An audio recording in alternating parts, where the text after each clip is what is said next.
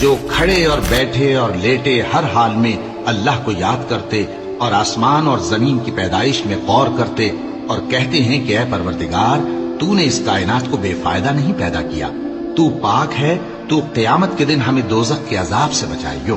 اے پروردگار جس کو تو نے دوزخ میں ڈالا اسے رسوا کیا اور ظالموں کا کوئی مددگار نہیں ہوگا۔ اے پروردگار ہم نے ایک پکارنے والے کو سنا کہ ایمان کے لیے پکار رہا تھا کہ اپنے پروردگار پر ایمان لاؤ، تو ہم ایمان لے آئے۔ سو اے پروردگار ہمارے گناہ معاف فرما اور ہماری برائیوں کو ہم سے دور کر دے اور ہم کو دنیا سے نیک بندوں کے ساتھ اٹھائیو۔